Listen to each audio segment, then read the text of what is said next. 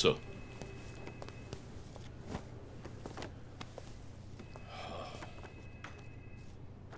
రంజిత్, వాడి next target నువ్వే అని ఎలా చెప్పగలుగుతున్నావు? డాక్టర్ రమ్య ఫారెన్సిక్ పెథాలజిస్ట్గా వర్క్ చేయగా లాయర్ విష్ణు ఎవిడెన్స్ని అప్రూవ్ చేసిన కేస్, నేను ఇన్వెస్టిగేట్ చేసిన కేస్. Catherine Emmanuel. ఆ కేసు మన బ్రాంచ్కి మెయిన్గా అసైన్ అవ్వడానికి కారణం శివానంద్ కేసు వేసి పోరాటం చేయడమే. యా యా యా ఇమాన్యువల్, అతని భార్య architect couple. Exactly sir. Yeah, బాగా డబ్బున్న వాళ్ళు. క్యాథరిన్ వాళ్ళ ఒక్కగానొక అమ్మాయి. సంతోషమైన కుటుంబం.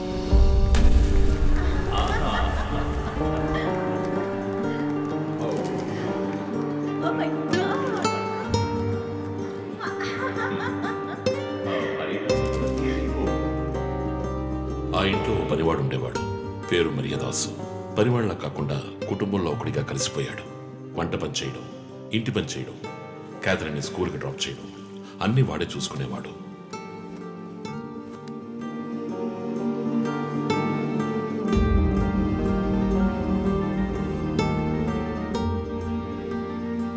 Mommy, look what I want. Oh, good. I have to go. Bye. Good show, Kathy. Keep it up. Good. బాగా బిజీగా ఉన్న పేరెంట్స్ దగ్గర దక్కని ప్రేమ, అభిమానం క్యాథరిన్కి మరియదాస్ దగ్గర దక్కాయి.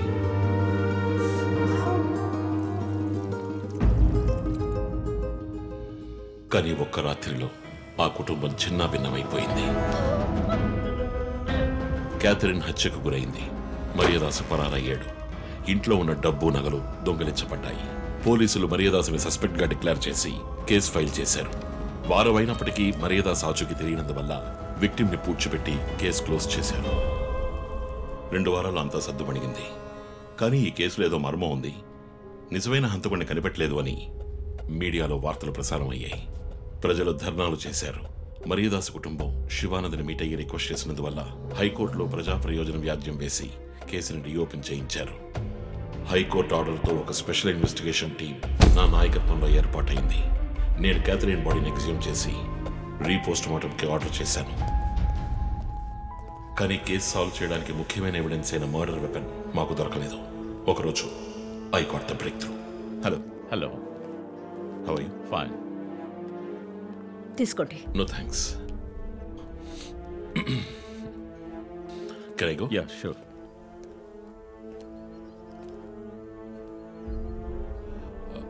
ఓ, మీరు గోల్ఫ్ ప్లేయరా? Yes sir.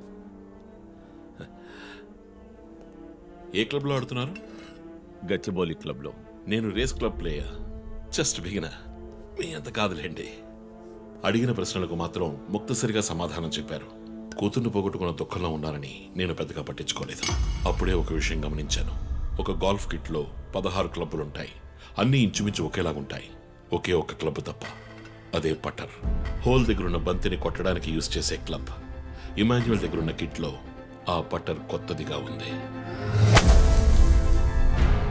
క్యాడీ దగ్గర మాట్లాడిన దాన్ని బట్టి ఇమాన్యువల్ హత్య జరిగిన 2 వారాల తర్వాత ఒకే ఒక్కసారి మాత్రం గాల్ఫ్ ఆడడానికి వచ్చినట్టుగా తెలిసింది.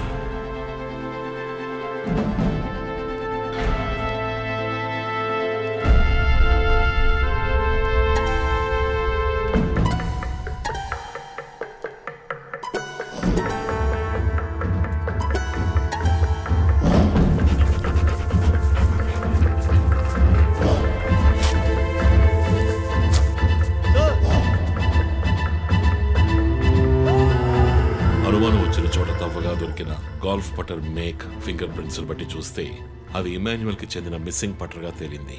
ఫోరెన్సిక్ ల్యాబ్ ఎగ్జామినేషన్ లో మేము వెతుకుతున్న మర్డర్ వెపన్ అదేనని నిర్ధారణ అయింది.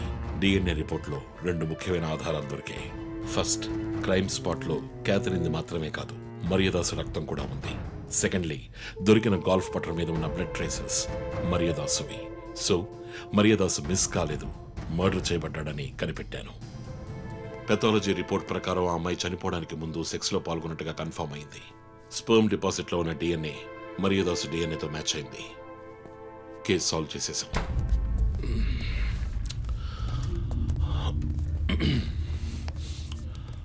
పోస్ట్ మార్టం రిపోర్ట్ ప్రకారం మరియదాసే ముందు చనిపోయాడు.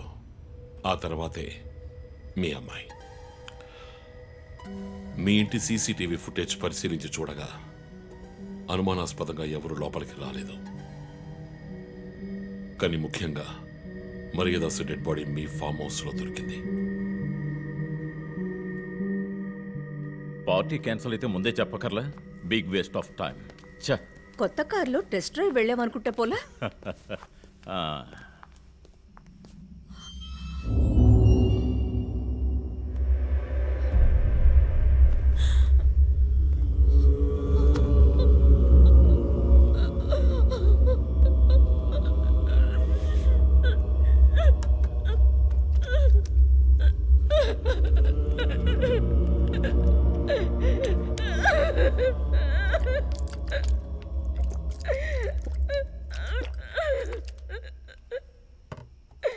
నన్ను క్షమించండి అమ్మా.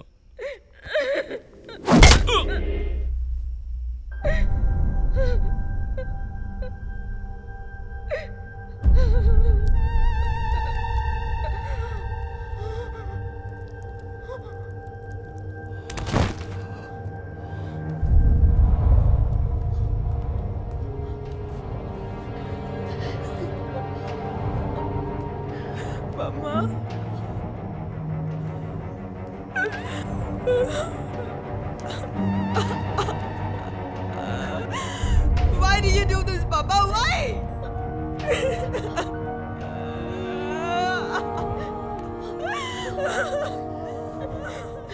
నీకేం తక్కువ చేశాం కదా?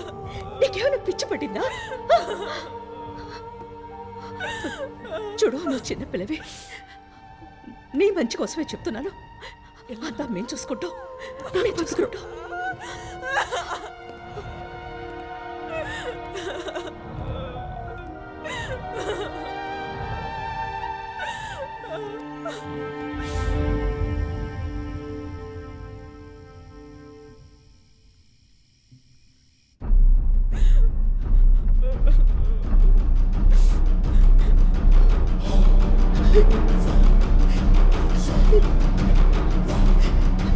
I'm gonna call the police. No, please leave me. Do something. Stop her. Kathy, Do police something. will stop Stop her. I told you to stop.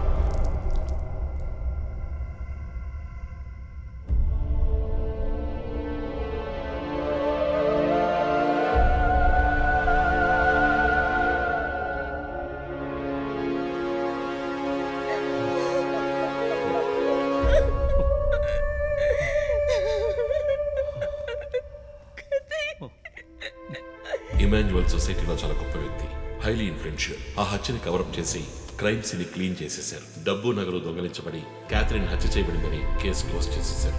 నేను ఇన్వెస్టిగేట్ చేసిన తర్వాతే నిజాలు బయటపడ్డాయి. సార్, ఒక తండ్రిగా నా పరిస్థితి ఆలోచించండి సార్. 16 ఏళ్ళు నిండని పిల్ల సార్. ఇంట్లో ఉన్న పని వాడితో కోపంలో ఆ పని చేశాను సార్. మరియదాస్ రేప్ చేసి చంపేశాడు. ఆ కోపంలో నేను వాడిని కొట్టి చంపేశాను. అలా మీరు రిపోర్ట్ మార్చి రాయండి సార్. ఆల్రెడీ నా కూతురు గురించి ఏమేమి రాస్తున్నారో తెలుసా మీకు? టీవీ ఆన్ చేయడానికి భయపడుతున్నాం. రోజు మీడియాలో నా కూతుర్ని చూపించి రేప్ చేసినట్టు ఎలాంటి ఎవిడెన్స్ లేదు. వాళ్ళిద్దరూ ఇష్టపడే అలా నడుచుకున్నారు. అటాప్సీ రిపోర్ట్ క్లియర్గా చెప్తోంది. మీరిద్దరూ కలిసి ఎవిడెన్స్ని సప్రెస్ చేశారు. డాక్టర్ రమ్యతో కూడా దీని గురించి మాట్లాడాను. ఆవిడ కలెక్ట్ చేసిన డిఎన్ఏ ఎవిడెన్స్ చాలు మిమ్మల్ని కన్విట్ చేయడానికి. నేను డిఎన్ఏ రిపోర్ట్ మార్చి రాయిస్తాను. నాకు కనెక్షన్స్ ఉన్నాయి. అది నాకు వదిలిపెట్టండి. ఆ శాంపుల్ని బట్టి రిపోర్ట్ మార్చి రాయండి. మీకు ఎంత డబ్బు కావాలన్నా ఇస్తాను. ఇండియాలో, విదేశాల్లో. జస్ట్ అకౌంట్ నెంబర్ చెప్పండి. సార్, మేమిద్దరం సిటీలో లీడింగ్ ఆర్కిటెక్ట్స్. మా రెప్యుటేషన్ ఏం కావాలి? అవమానం sir. We have done right. Yeah, we are done. You have to face the consequences. నా దగ్గరే దాచిపెట్టారు కదా సార్. చెప్పకూడని విషయాలన్నీ చెప్పి ఇలా ఇరుక్కున్నారే సార్.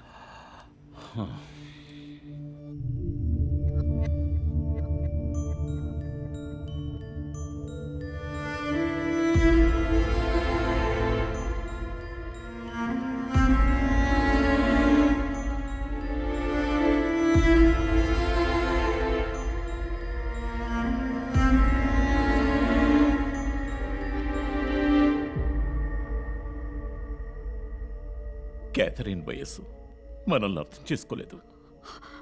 అడిగిందల్లా కొనిచ్చాం. డబ్బు ఖర్చు చేసామే కానీ కొంచెం టైము ఖర్చు చేసి ఉండాల్సింది.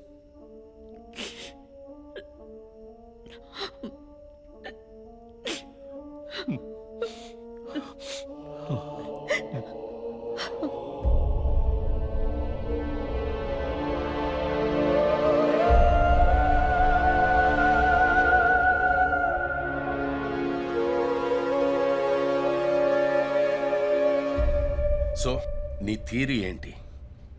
శివానంద్, డాక్టర్ రమ్య, విష్ణు, ఆ తర్వాత నేను, మా నలుగురిని కనెక్ట్ చేసే కేసు ఇది. ఈ కేసు వల్ల బాధించబడ్డ ఎవరో ఒకరే సస్పెక్ట్. ఎవరు? ఆ కుటుంబంలో అందరూ చచ్చిపోయారు కదా. రిలేటివ్స్. వాళ్ళ చావు వల్ల బాధించబడ్డ ఎవరైనా ఒకళ్ళు. వాళ్ళు చచ్చిపోయి 3 ఏళ్ళు అయింది. ఇన్నాళ్ళు లేనిది ఇప్పుడు ఎందుకు జరుగుతుంది? I'm not convinced. Sir, investigation చేస్తేనే కదా sir. Ranjith, I'm sorry, I have to do this. ఇక నుంచి ఈ కేసు నేను తీసుకుంటున్నాను. మీరిద్దరూ నాకు రిపోర్ట్ చేయండి. Sir please sir. నువ్వు పర్సనల్ గా ఇన్వాల్వ్ అయ్యావు. నీ జడ్జ్మెంట్ సరిగ్గా ఉండదు.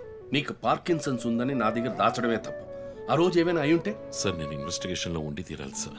ఉంటావు, కానీ ఫీల్డ్ వర్క్ లో కాదు. Vandana, I'm ready to meet the press.